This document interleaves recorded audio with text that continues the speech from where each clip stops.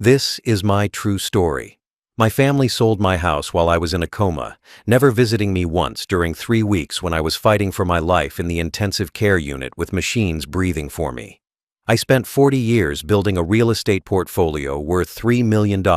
and while I lay unconscious, they forged my signature and put my dream home on the market, planning to split the money before I died.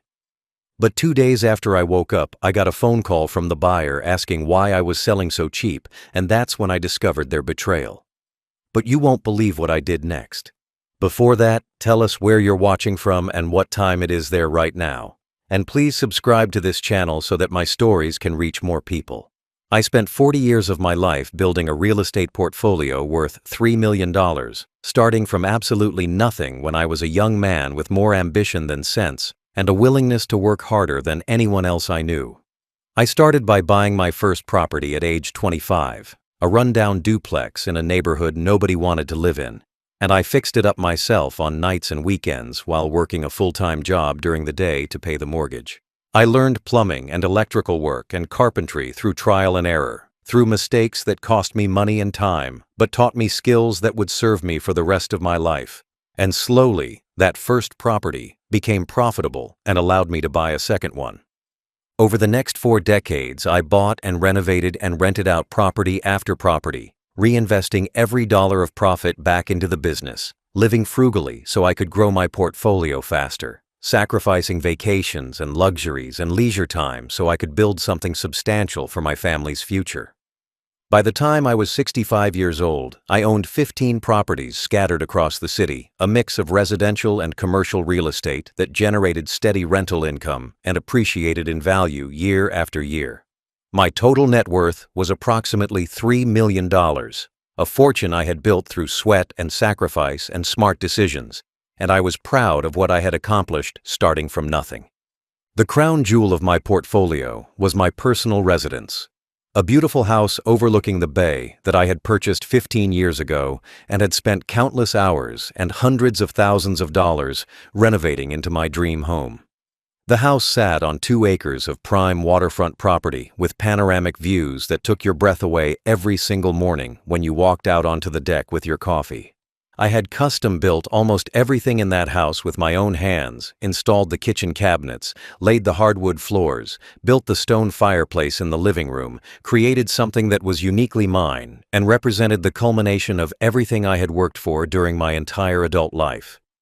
I raised my children in luxury compared to the poverty I had grown up in, gave them private school educations and nice clothes and family vacations to places I could never have afforded to visit as a child. They grew up in beautiful homes, never worried about money, never went without anything they needed or most of what they wanted, and I thought I was giving them a better life than I had received. I paid for their college educations in full so they wouldn't start their adult lives buried in student loan debt the way so many young people do. And I helped each of them with down payments on their first homes because I wanted them to have the security of property ownership early in their careers. I believed with my whole heart that family bonds were unbreakable, that the love between a parent and child was sacred and permanent, that blood meant something real and lasting, that couldn't be destroyed by greed or selfishness or circumstance. I assumed my wife loved me for who I was, and not just for what I had built, assumed my children appreciated the sacrifices I had made for them, assumed that when I got old or sick or needed help, my family would be there for me, the same way I had always been there for them. I was building wealth not just for myself, but for the people I loved, creating a legacy that would benefit my children and grandchildren long after I was gone, and I took pride in knowing that my hard work would give them opportunities and security. I never imagined that the people I had given everything to, the family I had built this empire for, would be praying for my death just so they could claim what I had built before I was even in the ground. I never suspected that my wife and children saw me not as a husband and father, but as an obstacle standing between them and $3 million they felt entitled to inherit. I trusted them completely, loved them unconditionally, and believed they felt the same way about me, and that trust would turn out to be the most devastating mistake of my entire life. The accident happened on a Tuesday afternoon in September, an ordinary day that started like any other with me driving home from checking on one of my rental properties where I had been meeting with a contractor about some needed repairs. I was stopped at a red light about 3 miles from my house, listening to the radio and thinking about what I would make for dinner that evening, completely unaware that my entire life was about to change in the most devastating way possible. The light turned green, and I started moving through the intersection, checking both directions like I always did, when a delivery truck came barreling through from my left, completely ignoring the red light that should have stopped him. I saw the truck for maybe half a second before impact, just long enough to register that something terrible was about to happen, but not long enough to do anything to prevent it or protect myself. The truck slammed into the driver's side of my car at approximately 50 miles per hour, according to the police report I would read weeks later. The force of the collision spinning my vehicle completely around and crushing the entire left side where I was sitting. The airbags deployed and the metal crumpled and glass shattered everywhere. And then everything went black as my head struck something hard enough to cause massive trauma that would put me into a coma I might never wake from. I don't remember the ambulance arriving, or being cut out of the wreckage of my car, or the helicopter flight that transported me to the regional trauma center, because I was already unconscious by the time first responders reached the scene. I don't remember the emergency surgery they performed to relieve pressure on my brain from the swelling caused by the impact, or the machines they connected me to that would breathe for me and monitor my vital signs and keep me alive while my body tried to heal from injuries that should have killed me. I was in a coma for 3 weeks, lying motionless in the intensive care unit with tubes and wires connected to every part of my body, hovering somewhere between life and death while doctors told my family they weren't sure if I would ever wake up. The hospital called my wife immediately after I arrived, told her that her husband had been in a catastrophic accident and was in critical condition fighting for his life. Told her she should come to the hospital as soon as possible because the next 24 hours would be crucial in determining whether I would survive. They called my children too, reaching out to the emergency contacts listed in my wallet, letting them know that their father was in the intensive care unit with life-threatening injuries and they should come say their goodbyes in case I didn't make it through the night. I thought when I woke up weeks later that my family would tell me how they had rushed to my bedside, how they had been there holding my hand, how they had prayed for me to survive and fought alongside me during those critical first hours when my life hung in the balance. I imagined my wife would be sleeping in a chair next to my bed when I finally opened my eyes, exhausted from keeping vigil at my side for 3 straight weeks, her hand holding mine the way it had held mine on our wedding day 40 years ago. I imagined my children would take turns visiting, would bring their own children to see their grandfather, would talk to me even though I couldn't respond because they had read somewhere that coma patients can sometimes hear the voices of loved ones. I imagined that my family's love would be the thing that pulled me back from the edge of death, that their presence and their prayers and their devotion would give me strength to fight and heal and wake up. But when I finally regained consciousness 3 weeks after the accident, when I opened my eyes and saw the hospital room around me and felt the breathing tube being removed from my throat, when I asked the nurse where my family was and why no one was here with me, she gave me a look of such profound pity that I knew immediately something was terribly wrong even before she spoke the words that would shatter what remained of my broken body and spirit. For 21 days, I lay unconscious in that intensive care unit bed, my body broken and my brain swollen and my future uncertain, while machines kept me breathing and monitors tracked every heartbeat. And during those entire 3 weeks, not a single member of my family walked through the door to visit me or check if I was still alive. The nurse who was there when I woke up told me gently that she had been caring for me for the entire time I was in a coma, working 12-hour shifts 3 or 4 days a week. And she had never once seen a visitor sitting in the chair beside my bed, or asking about my condition, or bringing flowers, or any of the things that families normally do when someone they love is fighting for their life in the hospital.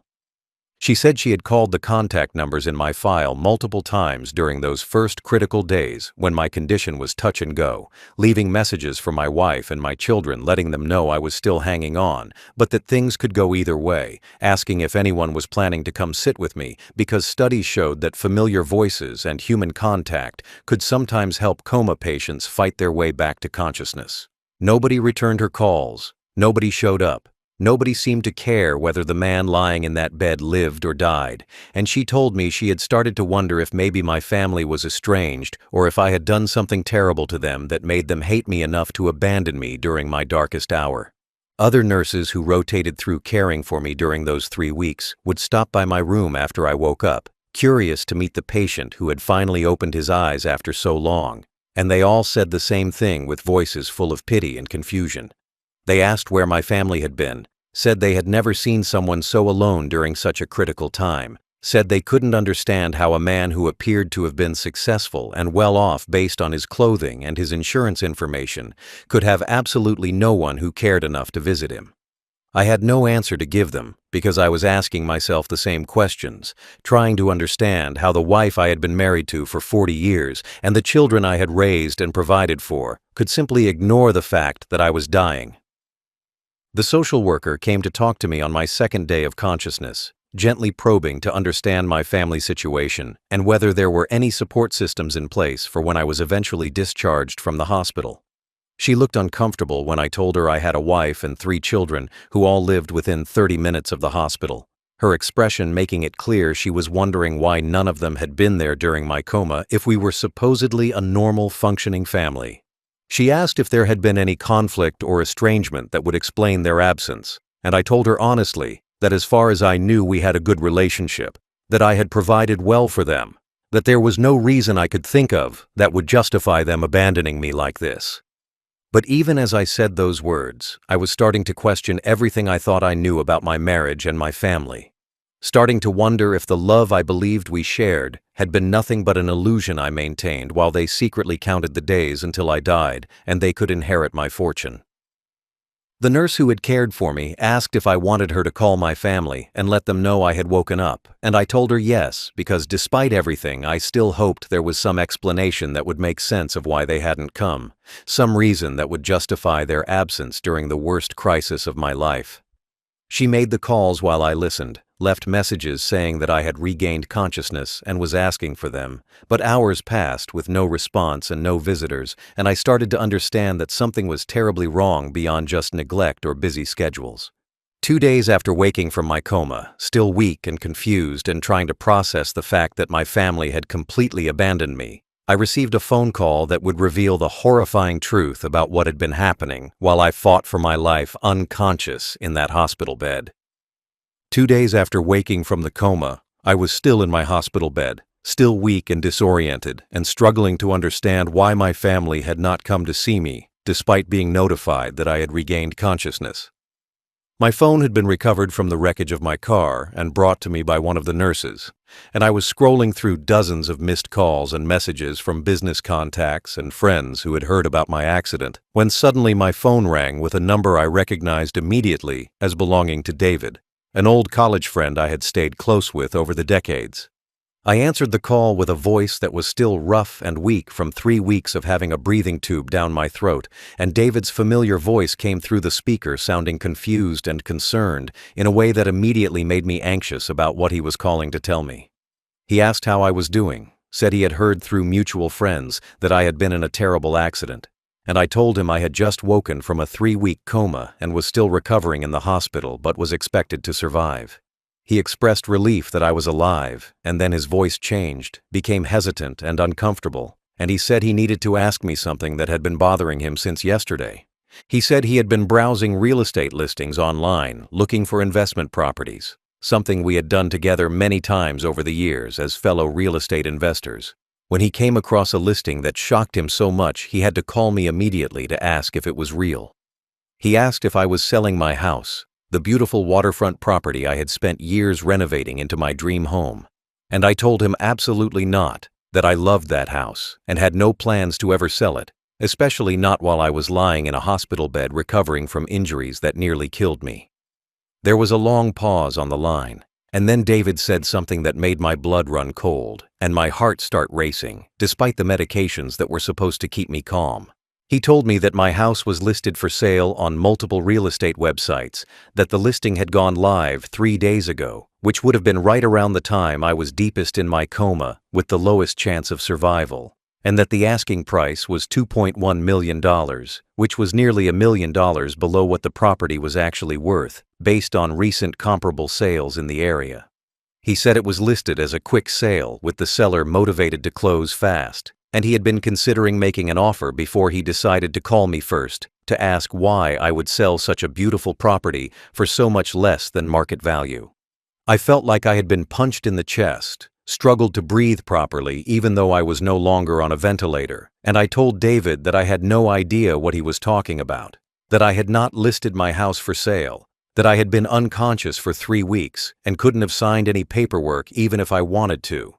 My voice was shaking as I asked him to send me screenshots of the listing immediately, and within seconds, images appeared on my phone showing my house, my address, detailed photos of every room I had renovated with my own hands, and documents that appeared to have my signature at the bottom authorizing the sale.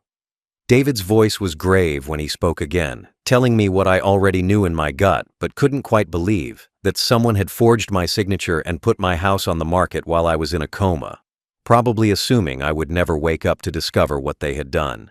He said the listing agent was someone I didn't recognize, but the contact information showed my wife's cell phone number. And in that moment, I understood with horrible clarity that my family hadn't avoided visiting me because they were busy or scared or uncomfortable around hospitals. They had abandoned me because they were actively working to steal my property while I was unconscious, selling my house out from under me and planning to split the money before I died or woke up to stop them. My blood ran cold as I stared at the screenshots David had sent me, my hands trembling so badly I could barely hold the phone steady enough to see the images clearly. I told David I was in the hospital, that I had just woken from a 3-week coma 2 days ago, that I had been unconscious and on life support when this listing went live, and there was absolutely no way I could have signed those documents or authorized this sale. The silence on the other end of the line stretched out for several long seconds while David processed what I was telling him, and then his voice came back sounding horrified and angry on my behalf as he realized exactly what my family had done to me. He said he would send me everything he had found, all the listing details and photos and documents, and then he said something that made the betrayal even worse than I had initially understood. He told me that the listing specifically mentioned the seller was highly motivated due to urgent family circumstances, that the price was set low for a quick cash sale, and that the property was being sold as is with a requested closing date of less than 2 weeks from when the listing went live. They weren't just selling my house without my knowledge or permission, they were practically giving it away at a discount to ensure it would sell quickly before I had a chance to wake up and stop them. I asked David to forward me every single detail he could find about the listing, and while I waited for the files to come through, I sat in that hospital bed feeling a rage build inside me that was stronger than any physical pain from my injuries. My wife and children had received calls telling them I was dying, that I might not survive, that they should come say goodbye, and instead of rushing to my bedside, they had apparently seen my potential death as an opportunity to commit fraud and theft on a massive scale. While I was fighting for my life with machines breathing for me and doctors unsure if I would ever wake up, my family was forging my signature and listing my most valuable asset for sale so they could pocket the money. David sent me dozens of files and screenshots, and I spent the next hour going through every detail of what my family had done, while the nurses came and went checking my vital signs and asking if I was okay because my blood pressure had spiked dangerously high from the stress and anger. The listing showed my wife as the primary contact, her phone number and email address listed for all inquiries, and the documents had signatures that looked enough like mine that a casual observer might not question their authenticity. They had clearly practiced forging my signature or had somehow gotten access to examples of my real signature to copy, and the level of planning and premeditation involved in this betrayal made it so much worse than if it had been a spontaneous decision. I realized with sickening clarity that my family had probably been planning this for a while, waiting for the right opportunity to execute their scheme, and my accident had given them the perfect cover story to sell my property while I was unable to stop them. They could claim I had signed the papers before the accident, could say I had wanted to liquidate assets for some reason, could make up any story they wanted because the person who could contradict them was supposed to be dead or permanently brain damaged and unable to fight back.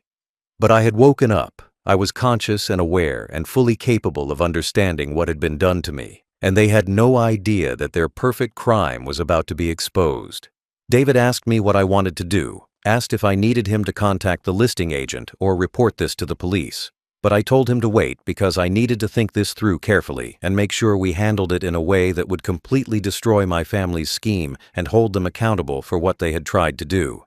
An idea was forming in my mind, a plan that would require David's help and cooperation, a trap that would let my family believe they were getting away with their crime right up until the moment we destroyed them completely. David sent me more screenshots showing the complete listing with all its details, and the more I read, the more I understood just how thoroughly my family had planned this theft and how confident they were that they would get away with it. My $3 million house was listed for $2.1 million, nearly $1 million below market value, with language in the description that made it clear this was designed to attract quick offers from buyers who understood they were getting a bargain.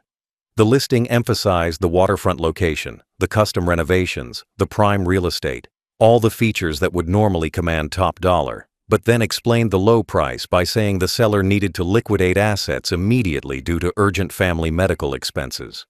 They had thought of everything, created a story that would explain why someone would sell such a valuable property for so much less than it was worth. A story that actually had elements of truth since I was indeed in the hospital with massive medical expenses piling up.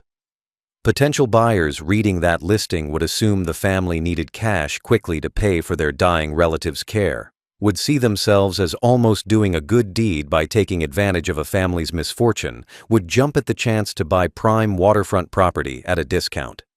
My family had weaponized my accident and my medical crisis to make their fraud seem sympathetic and reasonable, and the cruelty of that calculation made me feel sick. The forged documents that David sent me showed signatures that must have been practiced or traced, close enough to my real signature that they would probably pass inspection from a title company or closing attorney who had no reason to suspect fraud. They had somehow obtained examples of my signature from old documents or legal papers, studied them carefully enough to replicate them convincingly, and created a paper trail that made it look like I had voluntarily decided to sell my house right before having a catastrophic accident. If I had died in that hospital bed, if I had never woken from the coma, these documents would have stood up to scrutiny and the sale would have gone through without anyone questioning whether the signatures were legitimate. I realized they must have filed the listing within days of my accident, probably as soon as doctors told them my prognosis was poor and I might not survive, seeing my imminent death as the perfect opportunity to execute a plan they had likely been considering for a while. The timing was too perfect to be spontaneous, the documents too well prepared to have been thrown together in a panic, and I understood that my wife and children had probably been waiting for something like this. Some crisis that would give them access to my assets before I died naturally and left everything to them through a will they would have to wait years to collect on. They were selling my house for $2.1 million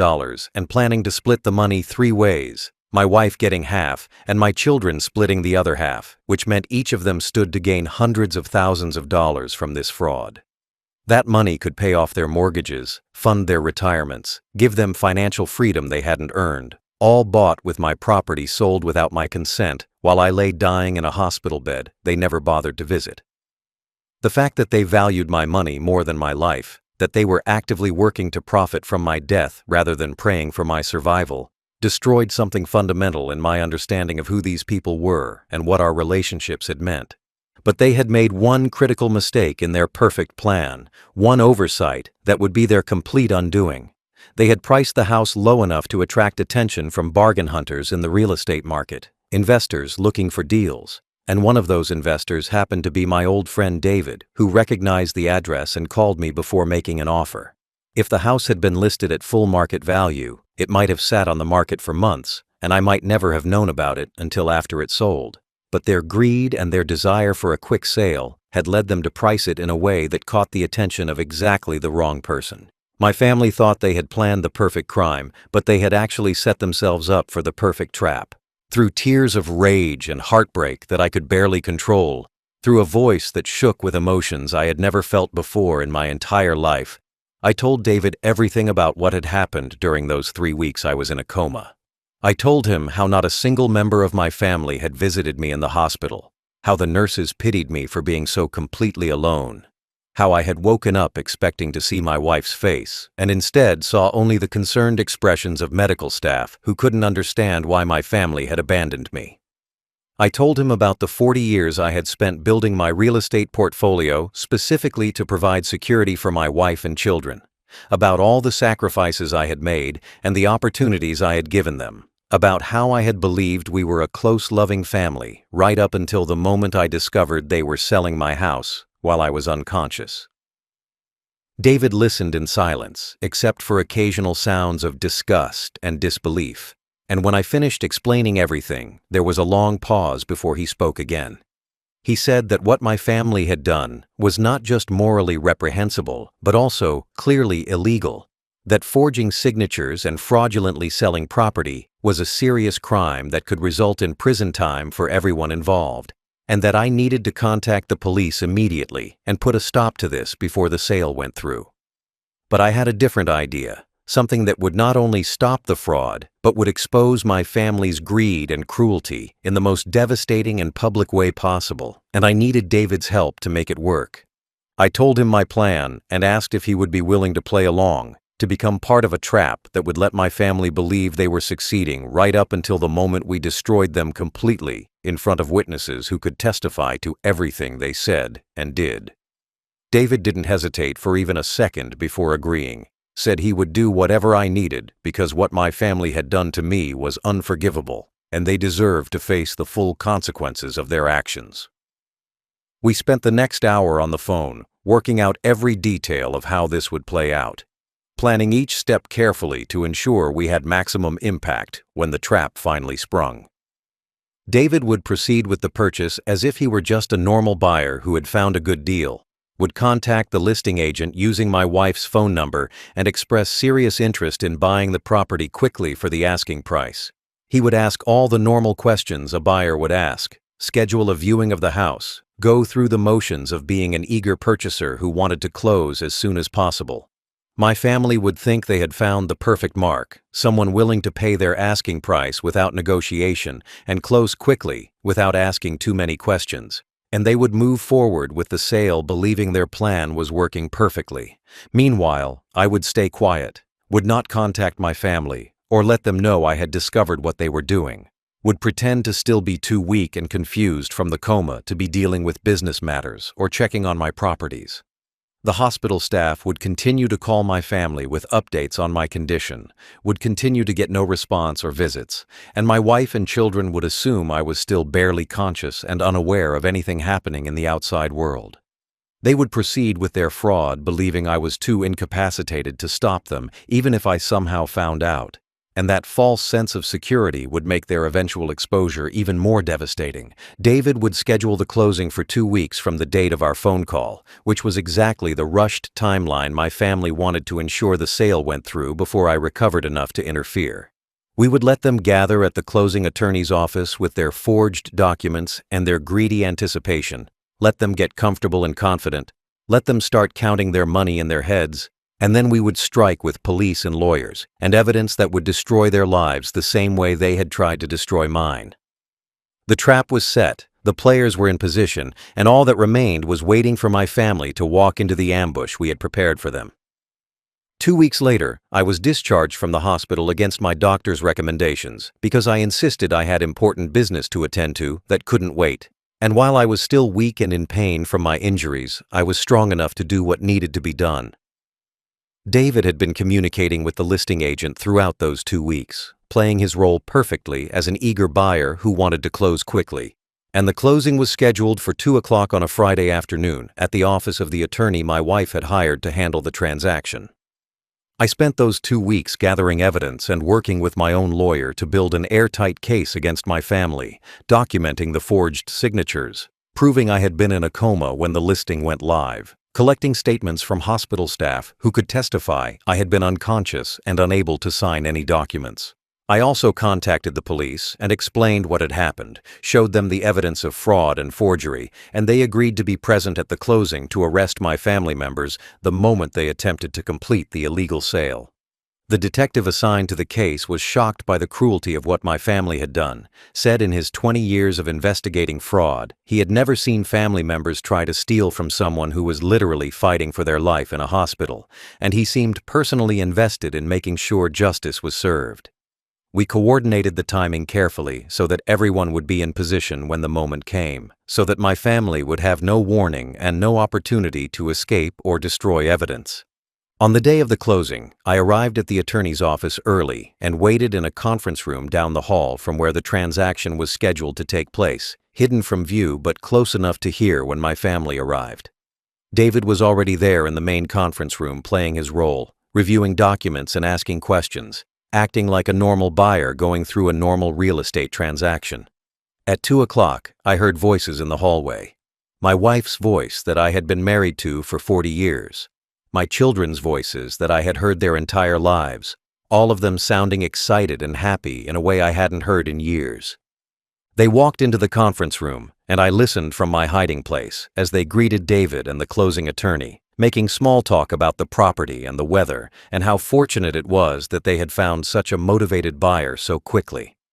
My wife's voice was cheerful as she explained that they needed to sell quickly because of family medical expenses, lying smoothly about needing money for my hospital care, when in reality she hadn't visited me once or paid a single medical bill. My children chimed in with their own lies about how hard this decision had been, how much they loved the house but circumstances forced them to let it go, performing grief they didn't feel about selling property that wasn't theirs to sell. They sat down at the conference table and started reviewing the documents, my wife signing papers with forged copies of my signature already in place from when they had prepared the listing, and I could hear the excitement in their voices as they got closer to completing their theft. Someone mentioned bringing champagne to celebrate after the closing, and my oldest child laughed and said they should probably wait until they were away from the attorney's office before celebrating too obviously. They were so confident, so secure in their belief that they had gotten away with the perfect crime, that they were already planning how to spend the money they were stealing from me. David gave me the signal we had agreed on, a text message that said they were about to sign the final documents, and I stood up from my chair in the conference room down the hall. The police detectives who had been waiting with me stood up as well, 3 of them in plain clothes, and we walked together down the hallway toward the closing room. I opened the door and walked in with the detectives right behind me, and the look on my family's faces when they saw me standing there alive and aware was something I will remember for the rest of my life. The color drained from my wife's face so quickly I thought she might faint right there at the conference table, and my children's mouths fell open in identical expressions of shock and horror as they stared at me like I was a ghost risen from the grave they had been digging for me. For several long seconds, nobody spoke. The only sound in that conference room was the rustling of papers and the ticking of the clock on the wall, and I watched them try to process the impossible sight of me standing there alive and conscious and clearly aware of everything they had done. My wife found her voice first and started to say something about being so glad I was awake, about how worried they had all been, but I cut her off before she could finish constructing whatever lie she was preparing. The lead detective stepped forward and identified himself, showed his badge, and informed my wife and my 3 children that they were under investigation for fraud, forgery, and attempted theft of property, charges that carried significant prison time if convicted.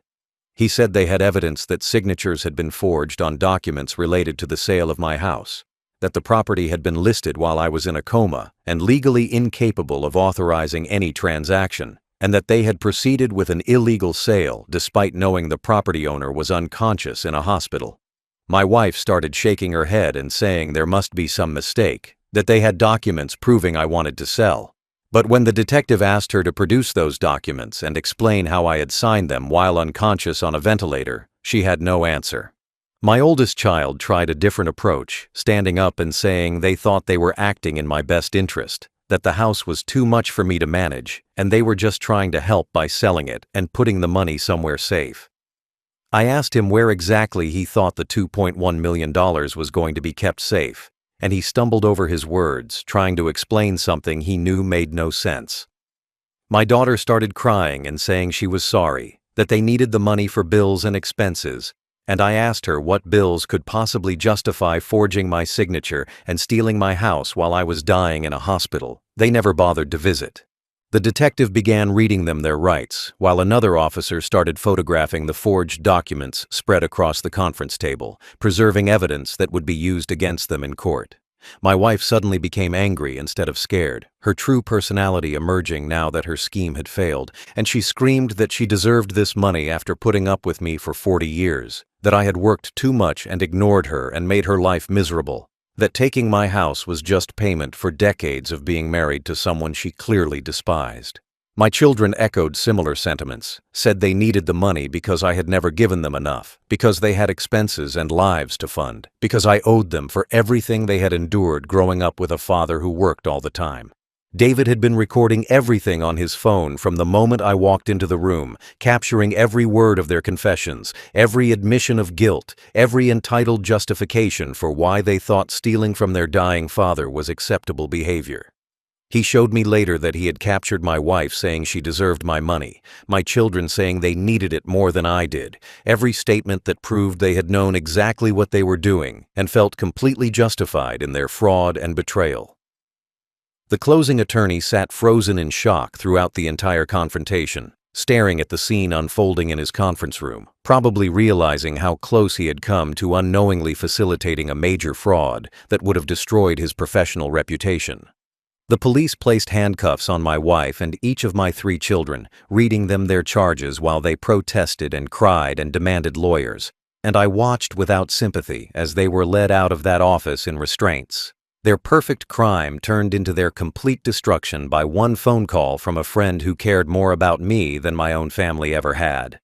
The criminal charges stuck, and my family members were each charged with multiple felonies, including fraud, forgery, conspiracy to commit theft, and attempted grand larceny of property worth over $2 million.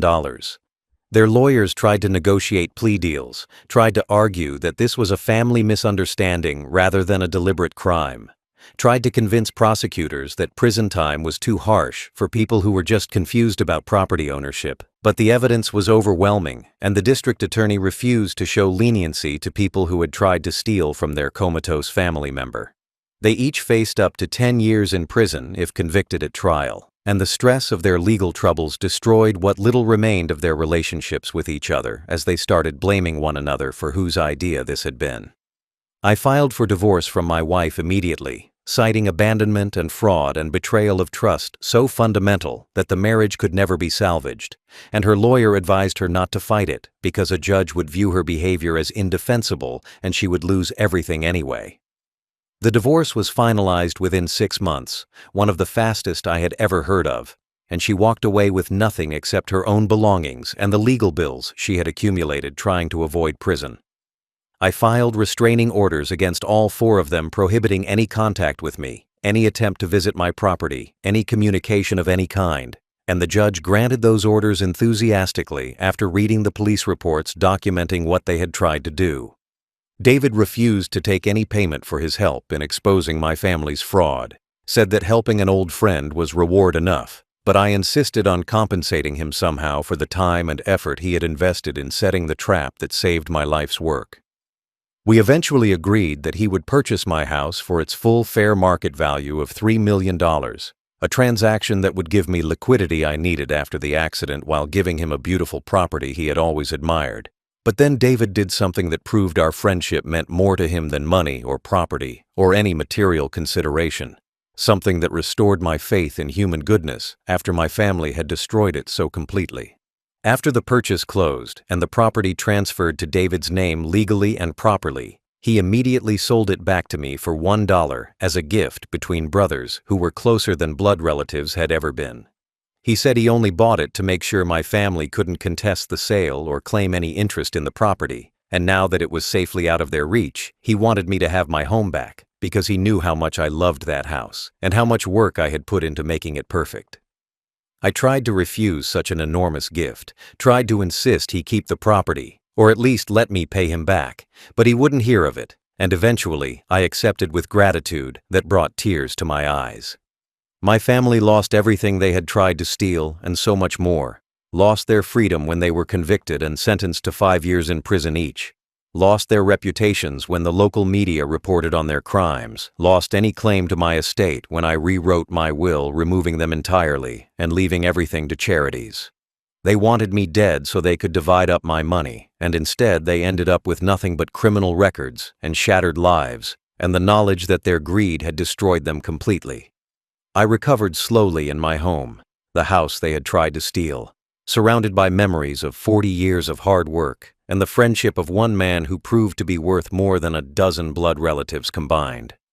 They sold my house while I was in a coma, never visiting once while I fought for my life. But the buyer's name was the angel who exposed their evil and gave me back everything they tried to take. Justice was served, my family was destroyed, and I learned the hardest way possible that blood means nothing compared to loyalty. That family is who shows up when you need them, not who shares your DNA while praying for your death.